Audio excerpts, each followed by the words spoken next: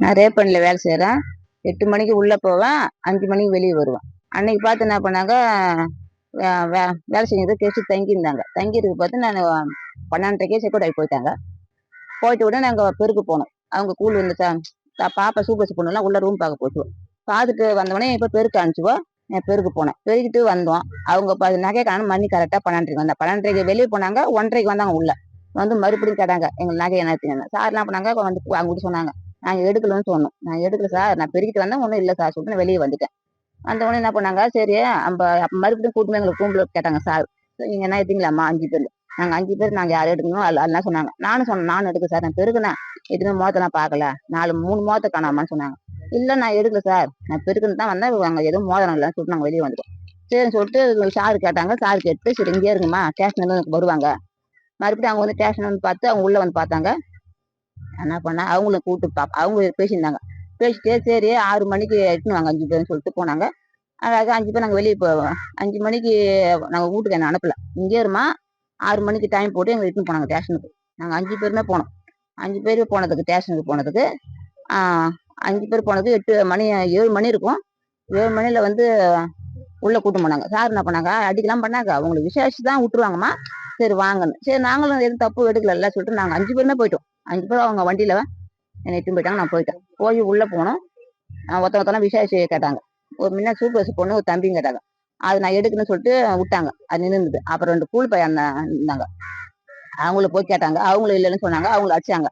ஒரு நல்லா அடிச்சாங்க. கீழே அடிச்ச உடனே அவங்களும் வெளியே விட்டாங்க. என்னை வந்து அந்த மேடம் அடிச்சுது, இது அடிச்சுது, நீ என்ன எட்டி அடி இல்லை மேடம் எனக்கு புள்ள சாட்சி நான் எடுக்கவே இல்லை, நானும் எடுத்தா கொடுக்க போறேன், எனக்கு பிள்ளைய வச்சுன்னா என் வீட்டுக்கு கால் ஆப்ரேஷன் கால், அது நான் தொழில் இல்லை, நான் எடுக்க மாட்டேன், அந்த நகைலாம் எடுக்க மாட்டேன், பெருக்கணும், நான் பெருக்க வேலை தான், நான் பெருத்த ஏத்தாக்கணும் கொடுத்துருவேன் மேடம் சொன்னேன். இல்லை சொல்லிட்டீன்னாங்க. இல்லைன்னா கை நீ சொல்லி காலில் இன்னுமே பற்றி தடியை அடிச்சாங்க. சொல்லு இல்லை மேடம் அழுகுறேன், என்ன விடவே இல்லை. அடிச்சு பார்த்துட்டு சொல்றமே இல்லை. மேலே போயிட்டு மெத்த மேலே எடுத்துன்னு போய் விசாரிச்சு கேளுன்னு சொல்லிட்டு திருந்தாங்கிட்ட கொடுத்தாங்க. மேடம் என்ன அடிச்சாங்க. நானும் இல்லை மேடம் நான் எடுக்கலன்னு அழுவலாம், கத்தனேன், கையை நீச்சு சொன்னாங்க, காலை நின்னுக்கிறேன் தடியால அந்த சாவு தடி ஒரு மாதிரி வச்சுருப்பாங்களா அதெல்லாம் அடிச்சாங்க. இல்லைன்னு அழுகுறேன், கத்துறேன். சரிங்க என்ன போட்டாங்க, மேலே இட்டுன்னு போய் பெருந்தாகிட்ட கொடுத்தாங்க. பெருந்தா என்ன கூட்டின்னு போனா மேலே இட்டுன்னு போய் 2வது மாடியில் பெருந்தா என்ன கேட்டா, நீ என்ன எடுத்து நான் சொல்றேன், ஏமா நான் செஞ்சு பிள்ளைய வச்சுன்னா பாப்பா இப்ப காலேஜ் சேர்க்கணும், பாஸ் ஆகிட்டா அவன் நான் எடுக்க மாட்டேன், அந்த பழக்கமும் இல்லை, நான் பெருக்க வேலை தான், நான் எடுக்க வேலை உன் தங்கச்சிக்கும் நினைச்சிட்டு இருந்தா அக்காவுக்குன்னா சொல்றேன், கேட்கவே இல்லை. இருந்தா என்ன அப்படி முடிய கால சொல்லி முடியாதுன்னு சொல்லி பார்த்தாங்க. முடியல இல்லை, துணியெல்லாம் அவருனாங்க. நான் அவுக்க மாட்டேன், தலைக்குள்ள வேலை 3 நான் அவுக்க மாட்டேன்னு சரி சட்டி அவுக்க சொன்னாங்க. சட்டி அவுத்துட்டு பாவாடெல்லாம் அவுத்து ஊதுருந்தாங்க. நான் ஊதிரி காட்டினேன். அப்படி இருந்தா என்ன பண்ண, துணியை வச்சு மக்குன்னு ஒரு 10 அடிக்கு 15 அடிக்கு கொடுத்து நான் என் முதுல ஏன்னா வலித்தாங்களுக்கு ஆளுக்கும் உடம்பு இருந்தா நான் இப்ப என்ன சொல்றேன், தங்கச்சி அக்காவான்னு சொல்றேன். அவங்கள விடவே இல்லை.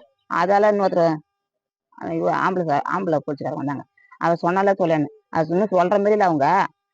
அப்புறமா பிறந்த நல்லா அடிச்சு பார்த்துட்டு என்ன வலி தாங்க கத்துறோம், அழுகுறோம். மறுபடியும் புடவை எடுத்து கட்டிக்கி சொல்லிட்டாங்க. புடவை எடுத்து கட்டி கீழே எடுத்துன்னு வந்தாங்க. முதல் ரூம்லேயே இன்னொருத்தர் ஆம்பளை கிட்ட, அது பேர் எங்க நாத்தினாங்க, என் பேர் தெரியல எனக்கு, அவங்க பேரு அந்த போலீஸ்கார பேர். அப்புறமா என்ன பண்ணா கீழே எடுத்துன்னு வந்தாங்க. இட்டுன்னு வந்து அவரு அடிச்சாரு. நானும் சொல்றேன், ஏன்னா நான் எடுக்கலன்னா என்ன வலி தாங்க முடியல, அவங்க அடிச்சாங்க என்ன வலி தாங்க முடியல, நான் சொல்ல போறேன், நான் தங்கச்சானே நினைக்கிறேன், என்ன விட்டுருந்தா வலி தாங்க முடியலன்னா கத்துறான், கையை காட்டு அடிக்கிறாங்க. என்ன தாங்க முடியல, நிக்க பார்த்து காலை முட்டி போட்டு சொல்றாங்க, என்ன தாங்க முடியல, உன் காலக்கும் விடணும் கேட்கறேன், என்ன விடவே இல்லை. அவரும் அடிச்சு பார்த்துட்டு என்ன அவர் வெளியே போயிட்டாரு. இன்னொரு போலீஸ்கார விட்டு தான் என்ன பண்ண ரொம்ப அவரும் நான் காலை ஏன்னா உன் தங்கச்சியா நினைச்சுக்குன்னா அவன் காலை ஏவா என் தங்கச்சி சொல்லிட்டு முட்டி போட்டு சொன்னாரு. முட்டி போட்டு ஒரு 4-5 அடி அடிச்சாரு. என்ன தாங்க முடியல, ஏன் நின்னுக்குன்னா கையை காட்டினேன். கையை போற மாதிரி வீங்கிட்டு அழுகுறான். ஏன்னா என் பிள்ளை சாட்சியான், ஏன் சொல்ல மாட்டியா, உன் வீட்டுக்கார கால் நோண்டி காப்பீடு பண்ணணும், உன் பிள்ளைகள் 2 பிள்ளைகள் படிக்க வைக்கணும், ஏன் நீ சொல்ல மாட்டியா எப்பேரை போட்டுருவான், நீ சொல்லனா எப்பேரை போட்டுருவான், எப்பேரை போட்டு நான் அனுப்பிடுவேன் ஸ்டேஷனுக்கு, எப்பேரை போட்டு நான் கோர்ட்டுக்கு அனுப்பிடுவேன். நான் எடுக்கல அழுகுறேன், கத்துறேன். எப்பேரை போனா ஒரு நோட்டை தூக்கி வச்சுனாங்க, ஒரு வேனை வச்சுனாங்க. அழுகுறேன், கத்துறேன், உடவே இல்லை என்னால. செவுத்து தட்டியும் வலித்தாங்க, கத்துறேன். 2 பக்கம் கண்ணுக்கு பலம் அடிச்சாங்க.